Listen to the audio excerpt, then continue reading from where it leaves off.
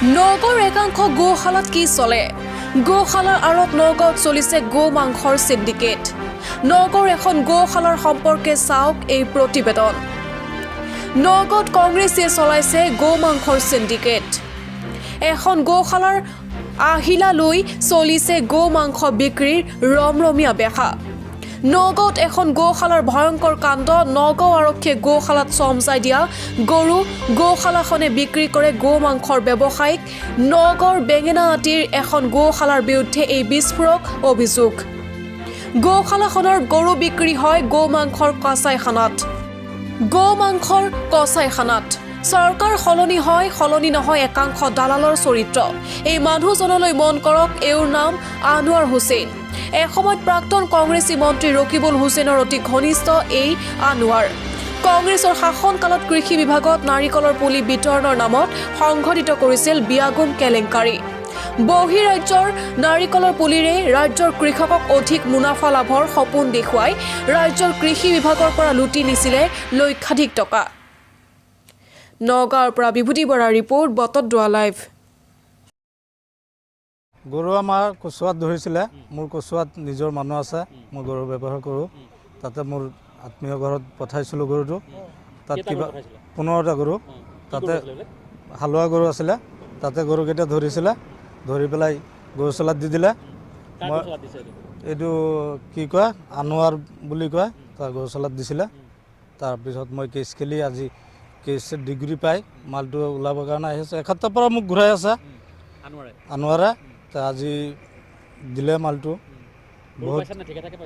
গৰুটো আগৰ যেইকেইটা গৰু আছিলে গৰু নাই, গৰু চেঞ্জ হ'ল, মিছাকৈ কৈ লাভ নাই।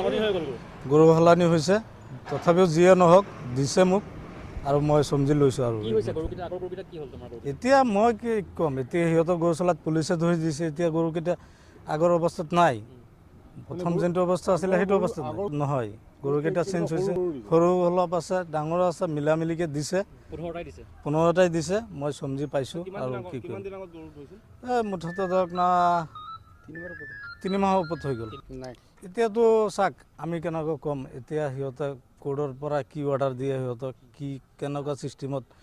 এতিয়াতো আইন মই ইমানটো নাজানো, মই আইনৰ বিষয়ে মই ক'ব নোৱাৰোঁ। মোক গৰু কোৰ্টৰ পৰা মোক যেইকেইটা সেইকেইটাই অৰ্ডাৰ দিছে, সেইকেইটা। ভেটেৰিনেৰী ডাক্তৰটো গালোঁ ছাৰ। এতিয়া তেখেতৰ ঘৰটো বৈয়াপতিত। মিলি আছে নে কি মিলি আছে এইটোতো মই ইমানটো নাজানো। মোৰ এইটোৱে প্ৰথম, মই ইমানখিনি নাজানো। তথাপি মই যিমানটো এতিয়া যোনটো বিল হৈছে বিলটো দিছোঁ। কিমান টকা? 3 লাখ টকা। 3 লাখ টকা দিছে, আনোৱাৰক দিছে। আৰু এটা কথা, বিলটো গৰু চলা বিলটো দিবই লাগিব। আৰু এই গৰুখিনি তোমাৰ যে যিকেইটা গৰু নাইকিয়া হ'ল, সলনি হৈছে বুলি কৈছা, গৰুকেইটা কি হৈছিল তুমি ভাবা? এতিয়া মই কেনেকৈ ক'ম কওক ছাৰ, আপোনালোকে যদি এতিয়া যদি মোৰ গৰুকেইটা মই এই পালোঁ হ'লে সেইকেইটাই মই ক'লোঁ হ'লে মই পাইছোঁ বুলি। এই যে তো নিউজ আগতে শুনিছোঁ, নিউজত ভাৰী ওলাইছে, সি গৰুবোৰ বিক্ৰী দিয়ে, কি কৰে নকৰে। এইটোতো মই নিজে চোৱা নাই, মই ক'ব নোৱাৰিম। তোমাৰ নামটো কি? মোৰ নাম আলী হুছেইন।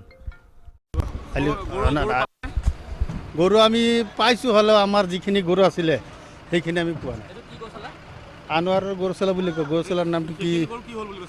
সেইখিনি গৰু নাই, সেইখিনি গৰু নাই। সেইখিনি আমাৰ যি ডাঙৰ ডাঙৰ হালোৱা গৰু আছিলে সেইখিনি ডাঙৰ ডাঙৰ নাই। 15টা গৰু আছিলে। আগত ষ্টাম্প মাৰা নাছিলে, এতিয়া পিছত ষ্টাম্প মাৰিছে। আগৰ ফটো আছে। এতিয়া হালোৱা দিছিলে, সৰু সৰু চাইজৰ হালোৱা দিছে। আগৰ সুধিছোঁ নাই বোলে, এইকেইটাই কৈ আছে। মোৰ গৰুকেইটা নাই, গৰুকেইটা ক'ত বিকিলে চাগে। কেইদিনমান আগতে শুনিছোঁ কছাৰীৰ দোকানত বিকিছে বোলে আনোৱাৰে।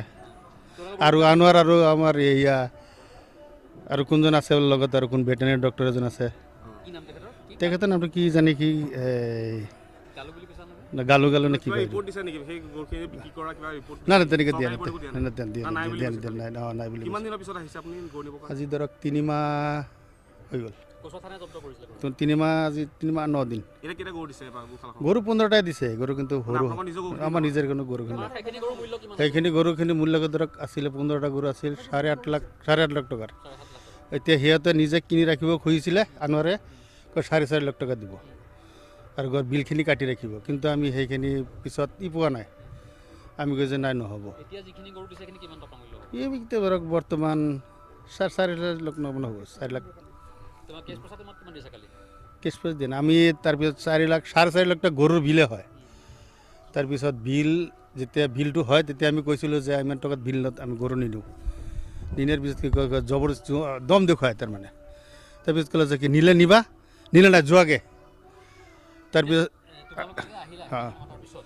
কালি কোৰ্টৰ কাগজ লৈ আহিছোঁ কি কৰিব কৰাগে কোৰ্টত কি কৰিব কৰাগে আৰু পিছত মোৰ নাম ইমৰান হুছেইন ৰূপহী গৰুটো চুৰ হোৱা নাই গৰুটো তাৰমানে এনে আমাৰ কচুৱাত গৰু লৈ গৈছিল গৰু আছিল আলী হুছেইনৰ তাই আলী হুছেইনে মোক লৈ আহিছিলে গাড়ী সৈতে গৰু কচুৱা থানাত জব্দ কৰিছে তাৰপিছত এই ইয়াত সমজাই দিছে ইয়াত সমজাই দিয়াৰ পিছত কোৰ্টৰ পৰা অৰ্ডাৰ কৰি আলী হুছেইনে গৰুখিনি ওলালে এতিয়া ধৰক এই 3 লাখে 3 লাখ আনাৰক 3 লাখ দিছোঁ ইয়াতে ই কৰা নাই ইয়াতে সাংবাদিক মাতিব নালাগে সিহঁতে কি কৰিব কথা পাতি আমি মাতিছিলোঁ আমাক কৈছে মাতিব নালাগে মাতিব যদি মাতোতে গৰু নিদিয়ে অফ কৰিব দিছে সিহঁতে কৈছে যে সাংবাদিক আহিলে তোমালোকে এইটো নকৰিবা আনৰে কৈছে অঁ নাই আহিব নালাগে